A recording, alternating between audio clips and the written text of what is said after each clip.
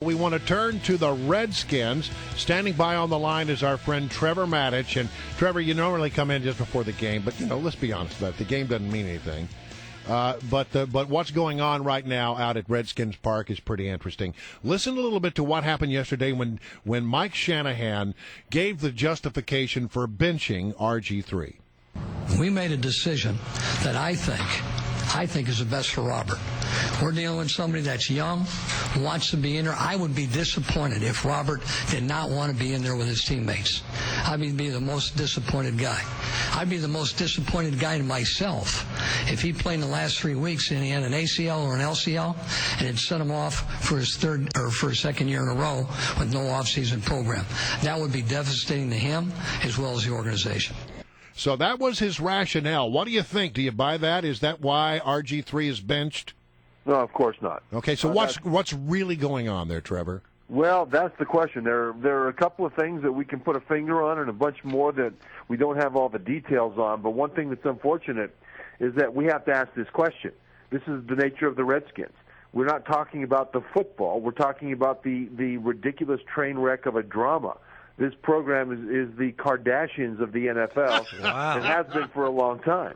And so, so the thing is, you never hear about this. I mean, when have you ever in the NFL heard of a quarterback being shut down like this just for purposes that, it's hurting his confidence and he might get hurt. He's not, but he might. That's never, ever happened. And, you talk about Cam Newton, the quarterback of the Carolina Panthers last year in his second year, that team was 4-9 at this point of the season. Well, they didn't shut Cam Newton down. They let him play. They won their last 3 games, and right now they're 9-4. Well, this is absurd. So I think one of the reasons, just to go to your question, one of the reasons is that Robert's playing incredibly poorly right now. The rest of his teammates are playing poorly as well. His protection is bad. Receivers are dropping balls. Defense is and all that. But when there are opportunities to make plays from the quarterback position, too often those plays are not being made because of lack of recognition of the defense or lack of accuracy. And the truth of it is, Robert right now is not giving this team the best chance to win. And I think that's closer to the truth. Well, Trevor, I usually agree with you, but I have to disagree with you on this one. I think this was a good call, and I'll tell you why. I was telling Brian in the prior hour when we were talking about the Skins, I watched RG3 last year at this Vikings game where I was sitting at the field there, right up there, and I have never seen anything like it. The man was nearly superhuman, and I've been watching football a long time. If we can get him back to being the same guy that he was last year, this guy is going to be the future of not just the Redskins, but the NFL. What is keeping him in for these final 3 almost near ceremonial games at this point really get us if the goal is to win championships? Well, it gets us a couple things. First of all, he gets 3 games of game experience, and those are valuable. The second is it gives the locker room, their leader, the guy going forward, the guy who's going to be the franchise quarterback going forward, he's out there battling with them in a difficult situation. And this is where teams are bonded. Where things are bad now, well, whichever guys are still around next year, and there'll be a lot that won't be, but they will consider themselves a band of brothers that fought hard for each other when there was nothing else to fight for. And in taking Robert out, you take away his opportunity to be part of that band of brothers. Right. And the other thing is, the reason that Robert was so dynamic last year was that he allowed the coaches to utilize him within the offense in a way that he was good. In other words, move around. Move the pocket, roll out, stress the defense. Now, there are ways to do that without exposing him to undue, hits from the defense. As a matter of fact, when he does that, he tends to get hit less than when he's dropped back in the pocket for a variety of reasons.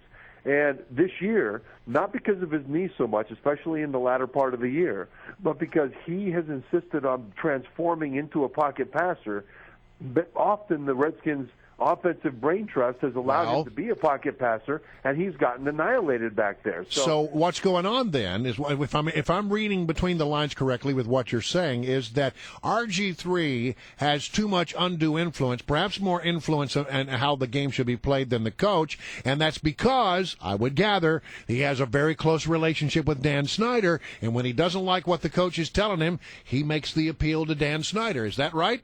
Well, that is what the article in ESPN alleged that really set off this whole big firestorm, suggesting that that Shanahan had decided to quit last season because of that, because he felt that RG3's relationship with the owner was undermining his authority as the head coach, and he was no longer able to function as the head coach. Now, whether or not that's true, somebody leaked that information. And Shanahan, when he had the chance to refute it in the press conference after the game last week, did not refute it. He just refused to talk about it. And he had the opportunity to say, no, that's not true, but he did not do that. And so I kind of believe there's a little bit of truth on both sides of that. I do know that RG3 and his family, and probably his agent, have been very focused on the brand of RG3.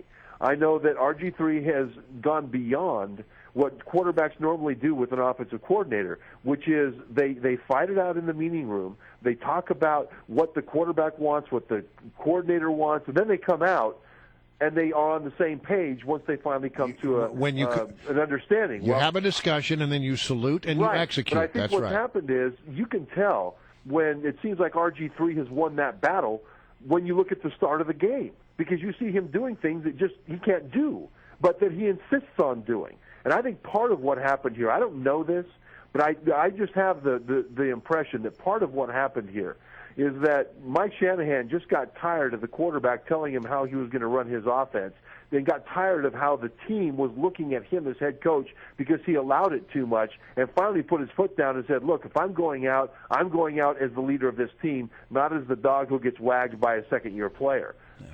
Trevor, any danger here of a Kaepernick, Alex Smith situation? Cousins comes in, lights it up, and all of a sudden we have another quarterback controversy?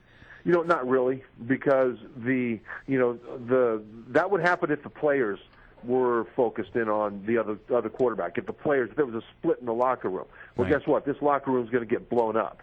A lot of these guys will be gone, and probably the coach will be gone as well. And so the quarterback controversy, if it occurs, won't happen because of what happens at the end of this season. But do keep this in mind, that it's set up for that to happen, because Kirk Cousins is going in to play an Atlanta Falcon team that's just absolutely horrible this year. He could look pretty good, couldn't he? Yeah, and he could look really good. And then what happens? Then he could knock off one of the two, or maybe even both of the division opponents. Our time is running really, really short, but just a really quick question. I was surprised that he wasn't made, that RGC wasn't put as the backup quarterback, that he was simply basically deactivated, and they reactivated Rex Grossman. Is that a snub, or is that just the way it's done? That is, if you're going to be deactivated, then Grossman has to be the second guy. Yeah. But here's where it will feel like a snub to RG3 beyond everything else. The third-string quarterback runs the scout team. He went from being RG3 Superman that had socks, that had capes, to running the scout team off of cards for 3 weeks in practice, and his teammates watching him do it. That's a humbling experience, isn't it? Yeah, good insight. Yes, and now he handled his press conference yesterday extremely well. I expect him to handle this part of it extremely well. But he was slapped in the face. All right, we got to leave it there. Trevor, thank you so much. Thanks, Trevor.